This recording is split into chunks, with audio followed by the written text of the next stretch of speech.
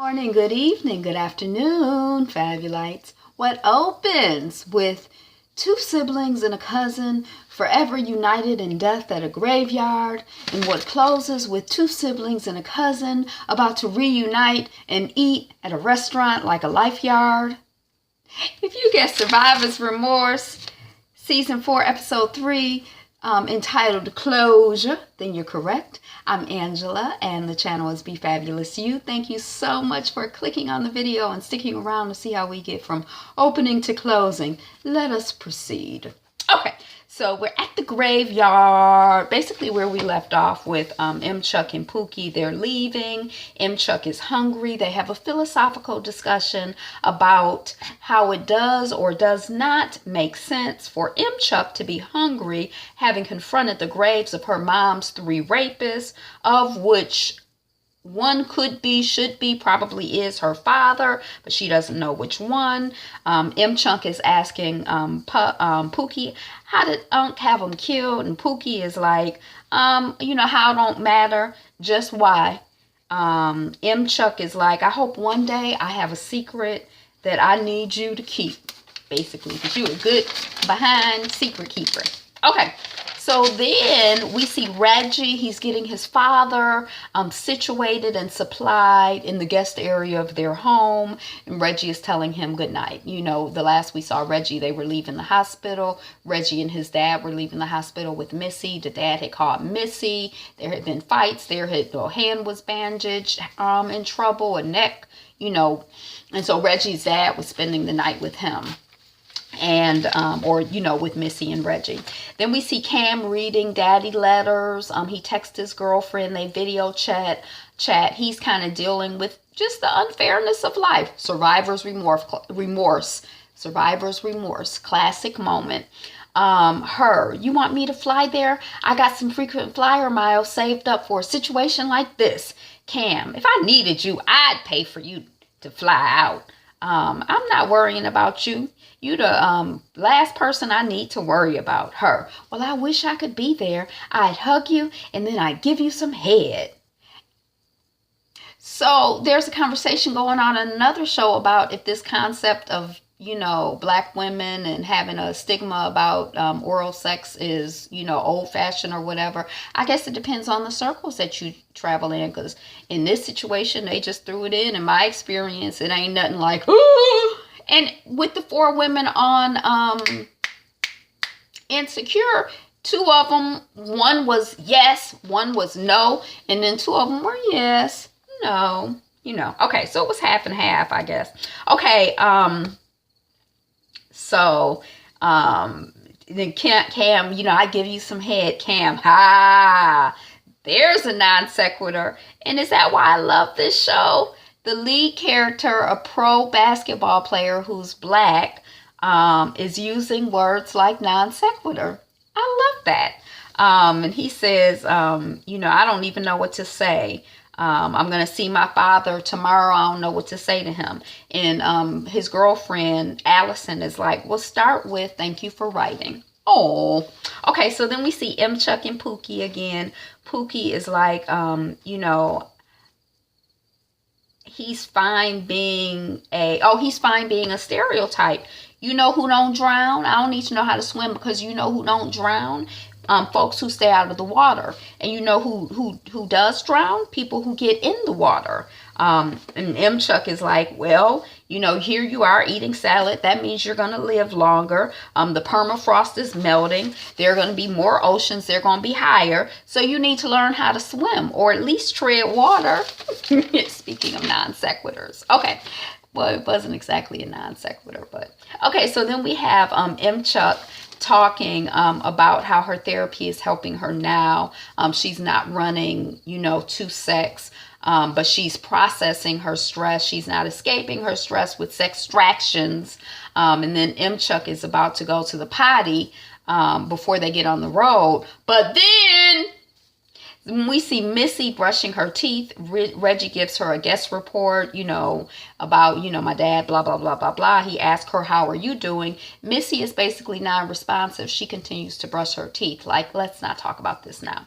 Reggie is like, it was a bad night, Missy. You know, it was a very bad night and it's all my fault. And Missy is like, why don't we just do what you said earlier and just sleep it off? And I meddled.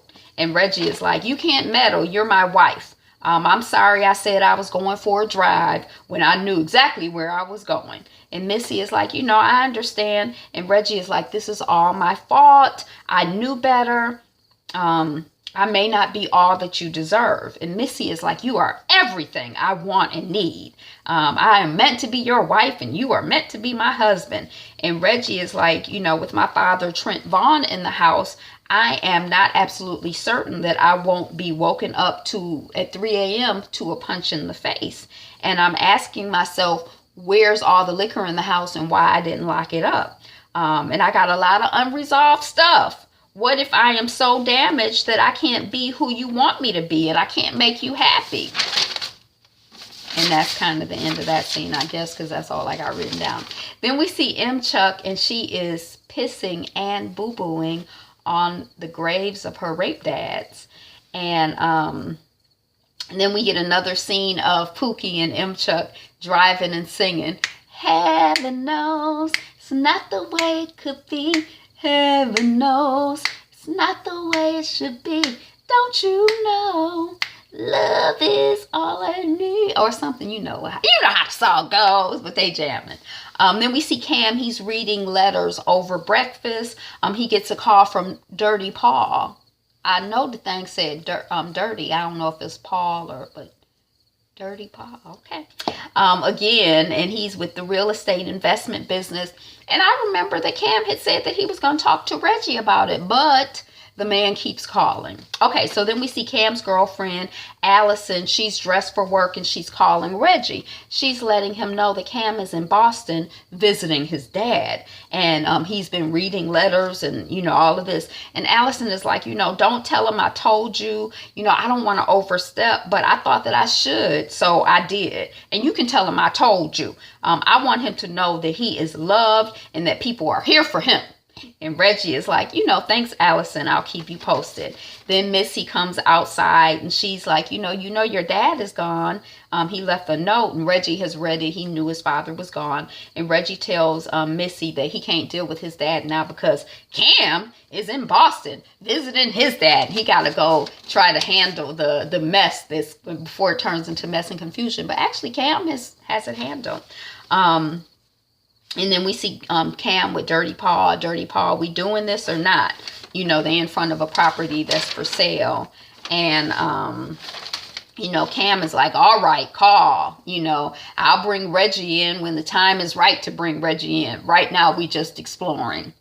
Okay, so then we see M. Chuck. She's waking up in bed. It's Pookie's bed. Pookie's on the couch. It's almost noon, we find out. And I just thought it was like the whole dynamic. It was very nice and human. It was very sweet and humane. It was like black love. Like he's there for her in a fatherly, unclely, big brother sort of way. I liked it. Okay, so then we see Cam back at the prison. Then we see M. Chuck and Pookie discussing therapy, Carl Jung and stuff like that. And over coffee, you know, they talking about it. And Pookie is like, you know, it sounds like going to the gym for your mind. You know, I wish I could afford it. And M. Chuck is like, you know, I could set you up with a good mental trainer, you know, if you ever wanted it. People help me. Shoot, my friend let me use his private jet to come here. I'm just saying, you know, I know you got that Jesus statue on your dashboard and everything, but just in case you, I want you to know that there are some things that you don't have to just pray off, you know. And Pookie is like, you know, you can't control some things that happen to get you here, Miss M. Chuck. And I've been working on faith, and the things that I can't control are controlled by a God who loves me, is what I'm choosing to believe. Then we see Cam. He's in the prison with his dad, and his father is like, you know, I ain't trying to let despair get a tighter grip on me than it already has. And then Cam is like, thank you for writing the letters.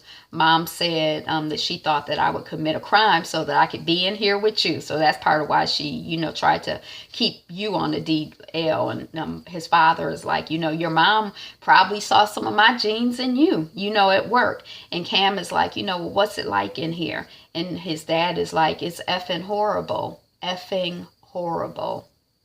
It's horrible. And Cam is like, I'm sorry. And his dad is like, okay, well, and, until next time, see you later. I hope it won't be 24 years from now. All right, bye. And Cam is like, well, it's the off season, so I'll see you tomorrow. And the dad is like, I'll be here. Okay, so then we see Pookie. He's dropping M-Chuck off at the private jet.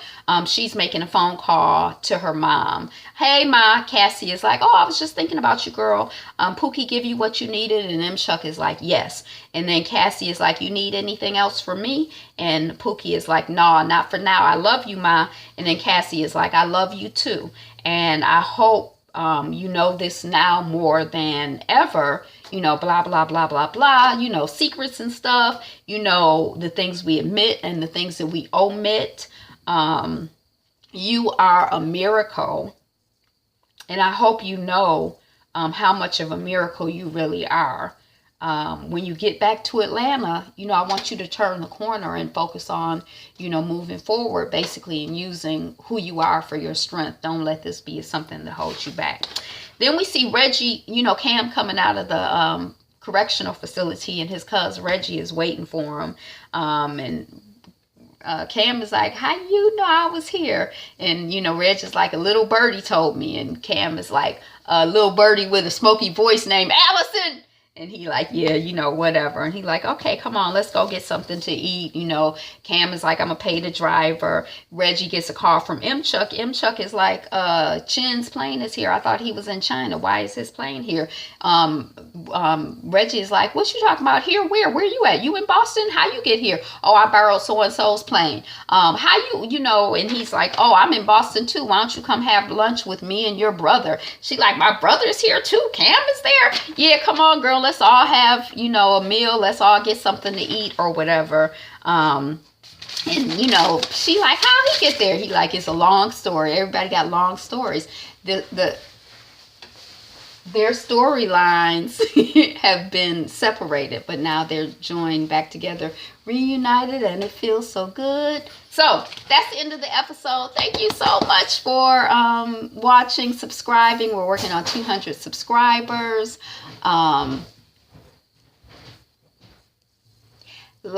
Put your comments down below, hit the notifications bell. Enjoy your day. It's the best day ever. You're the greatest. You're number one. So be you, be fabulous you. Peace.